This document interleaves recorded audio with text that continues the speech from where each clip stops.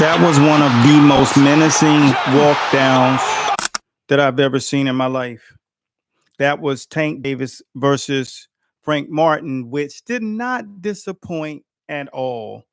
How the fight probably is going to go. It's almost like I just got out of the DeLorean. I think Tank's going to give away 5 rounds. He's going to settle in. And then in the 8th round, Frank Martin's going to jump in without footwork, and he's going to get caught by an uppercut, and it's over with.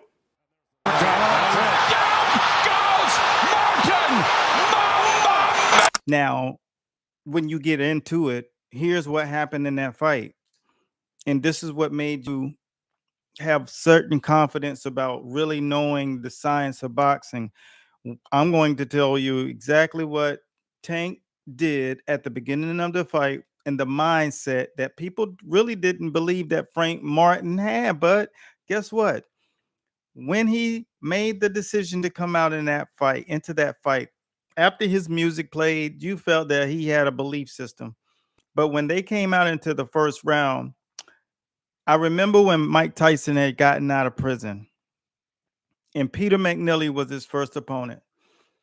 And when you saw Peter McNeely and Mike Tyson face off, you knew you were looking at pure fear.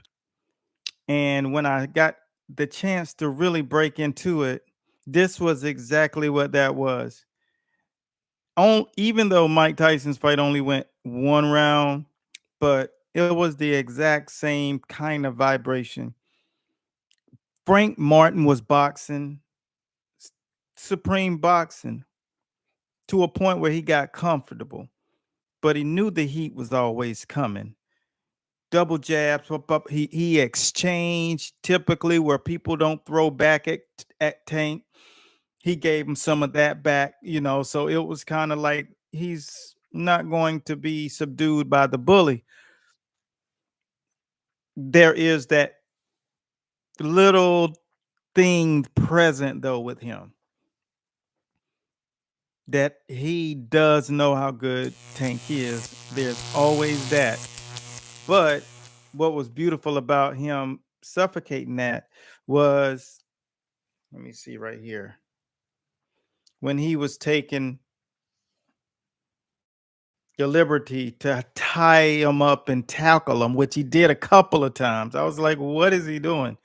But I know what that is. Like I said, on the show the other night, when I was getting ready to get off, I told you one thing was going to happen. He was going to show him too much respect. He was going to box beautifully. I said it. I can't escape it because it's on the record. But what I say is he's going to give him too much respect, because at some point in time, you got to have your presence must be known.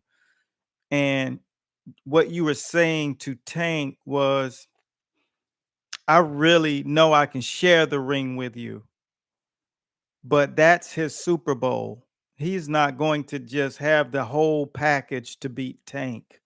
He just doesn't have it all, and not enough of what you do need. You need a lot of luck. And even with luck tonight, you got an opportunity to hit him clean several times. And the dude he's just like Canelo in that department. He just doesn't get phased by getting punched really hard and really clean. So that's always going to be a problem. I don't know what you guys thought. I don't know who saw it, but if you saw that fight, you saw something, that's telling. I mean, Tank walked out, and I'm gonna tell you how he approached the three things that he did that really made me take my respect to another level for him. He made a decision. He came out in the first round. He walked to this guy. He put on his high guard, peekaboo earmuffs, and walked to this dude from beginning to the end. And every single time he was standing there, he was just absorbing the dude's punches. And he knew he was doing it, but he was putting so much mental pressure on him. He was walking right into his chest. He was cutting, he was feinting, he was level changing, he was giving him everything. So he was staying on his nerves. So the coach says, in the corner, I want you to check this out because this was funny to me. The coach said, "Now it's the sixth round." I said, "It's the sixth round." It felt like it was like the 11th round. I don't know why, but that fight just seemed like it took a long time because you could just see what was happening. But the kid was having so much success that it was really, he really, really could be that guy as long as he don't fight Tank or Ryan Garcia or Devin Haney.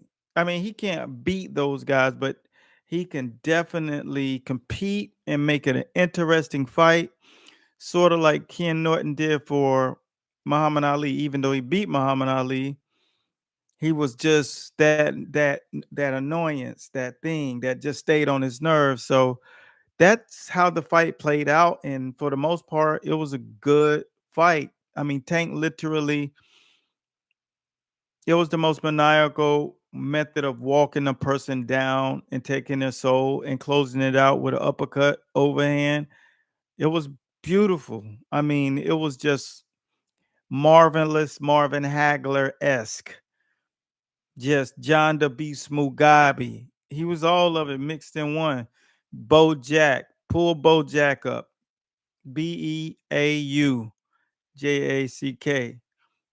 Pull Bo Jack up and then talk to me. That was it, man.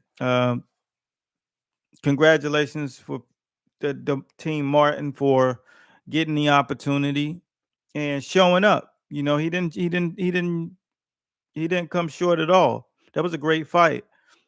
He has nothing to feel bad about. I mean, this dude is just a different animal. And sometimes you hear that, but you really don't know what you just think people say that, but this is really that.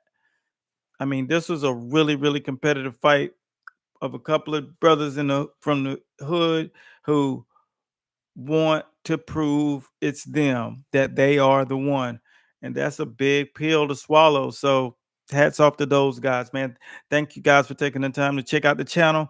Next time we hop up here, we're gonna have some feedback about this fight. Let me know what you're thinking about this fight. Did it really meet your expectations?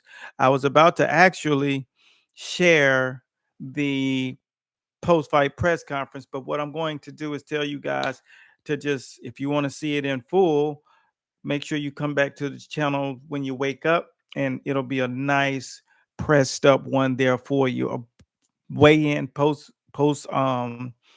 fight press conference. It's all good. So thanks again. Be blessed. Make sure you subscribe if you like watching, learning, and seeing boxing. Follow for more.